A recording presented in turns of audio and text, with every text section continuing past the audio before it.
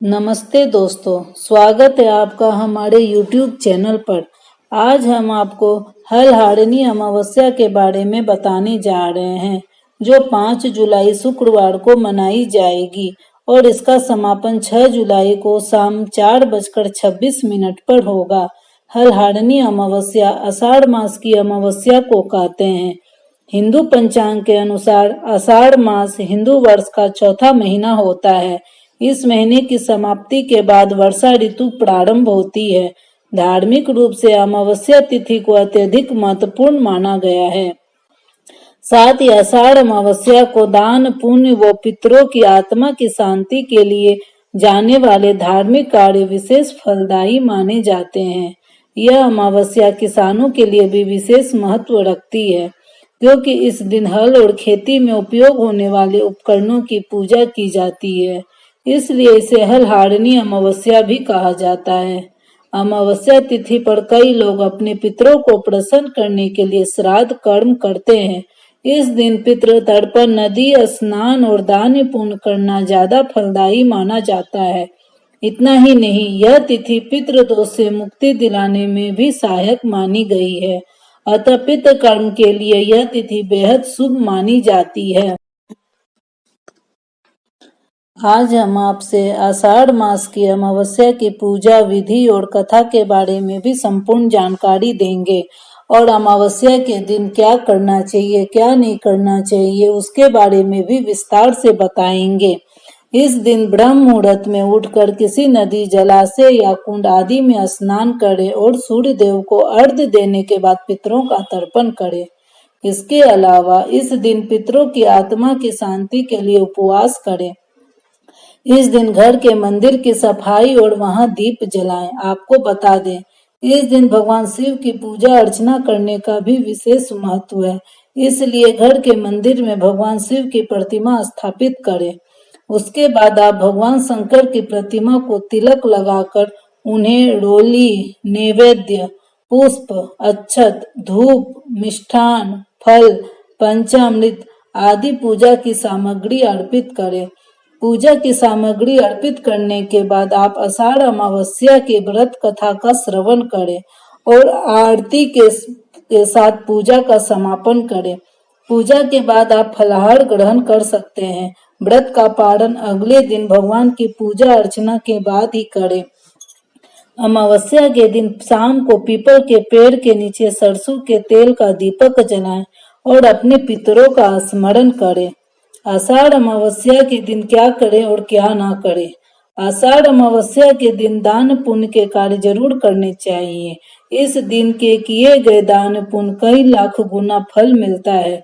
यही नहीं, मृत्यु के बाद मोक्ष की भी प्राप्ति होती है। इसके अलावा इस दिन किसी भी पवित्र नदी में भी स्नान करना शुभ माना गया है। साथ ही इस दिन पीपल का भी पूजन करने का विशेष विधान है। आषाढ़ अमावस्या के दिन किसी भी महत्वपूर्ण वस्तु की खरीदारी या बिक्री भूल कर भी नहीं करनी चाहिए। साथ ही किसी भी निर्धन या याचक को अपने घर से खाली हाथ नहीं लौटाना चाहिए। इसके अलावा इस दिन किसी से भी कटु शब्द का प्रयोग गलती से भी नहीं करना चाहिए। न ही इस दिन मांस मदिरा का सेवन करना चाहिए। संभव हो सके तो इस दिन तिल के तेल का भी सेवन करने का भी परहेज करना चाहिए। आषाढ़ अमावस्या की व्रत कथा। एक समय की बात है, एक ब्राह्मण अपनी पत्नी के साथ रहता था। वे दोनों ही भगवान विष्णु के बहुत बड़े भक्त थे। दोनों प्रतिदिन अपना ज्यादातर समय भगवान के ध्यान और पूजा पाठ में बिताते थे। ब्राह्मण का घर धन धान्य से भरा हुआ था, किंतु संतान न होने के कारण वह दंपति अत्यंत दुखी रहता था। एक दिन ब्राह्मण ने अपनी पत्नी से कहा कि मैं तपस्या करने के लिए वन में जा रहा हूँ। इसके बाद वह भगवान पर भरोसा और संतान की कामना लेकर वन में तपस्या करने के लिए चला गया। ब्राह्मण को कठोर तपस्या करते हुए कई वर्ष बीत गए, लेकिन उसे फल की प्राप्ति नहीं हुई। अंत में हार मानकर ब्राह्मण ने अपने जीवन को समाप्त करने का निर्णय लिया और अपने जीवन को समाप्त करने के बारे में सोचकर उसने पेड़ की डाली पर फांसी का फंदा डाल दिया और अपने गले पर बांधने लगा। तभी वहां पर सुख अमावस्या प्रकट होकर बोली, हे ब्राह्मण, तुम्हारे भाग्य में 7 जन्मों तक कोई संतान नहीं लिखी है, किंतु मैं तुम्हें 2 कन्या का वरदान देती हूँ। तुम अपनी एक कन्या का नाम अमावस्या रखना और दूसरी का नाम पूनम रख देना। तुम अपनी स्त्री से कहना कि वह 1 वर्ष तक सुख अमावस्या का व्रत रखे और अमावस्या के दिन 1 कटोरी चावल भरकर उस पर दक्षिणा रखकर दान कर दे। सुख अमावस्या की बातें सुनकर ब्राह्मण घर गया और ये पूरा वृत्तांत अपनी पत्नी को सुनाया। सुख अमावस्या के आदेश अनुसार ब्राह्मण ने व्रत रखना आरंभ कर दिया। कुछ दिन बाद ब्राह्मण के घर ही 2 कन्याओं का जन्म हुआ, जिसमें से एक कन्या का नाम अमावस्या और दूसरी का नाम पूनम रखा गया। जब ब्राह्मण की दोनों बेटियां बड़ी हुई तो ब्राह्मण ने उनका विवाह कर दिया। बड़ी बहन अमावस्या धार्मिक प्रवृत्ति की थी। वह काफी समय भगवान की पूजा और धर्म करने व्यतीत करती थी। इसके विपरीत पूनम भगवान को बिल्कुल भी नहीं मानती थी। बड़ी बहन अमावस्या के घर में सुख समृद्धि का भंडार था, पर छोटी बहन के घर में दरिद्रता छाई हुई थी। जब बड़ी बहन अमावस्या को अपनी छोटी बहन पूनम के बारे में पता चला तो वह बहुत दुखी हुई। तब अमावस्या अपनी बहन के लिए ढेर सारा सामान लेकर उससे मिलने गई।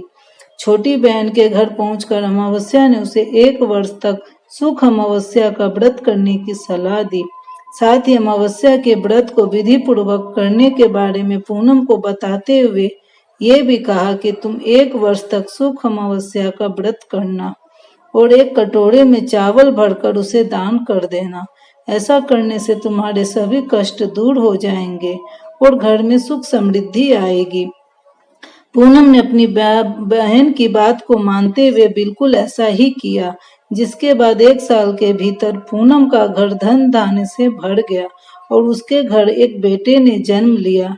इस प्रकार जो भी विधि पूर्वक सुख अमावस्या का व्रत करता है, उसके घर में सुख समृद्धि आती है।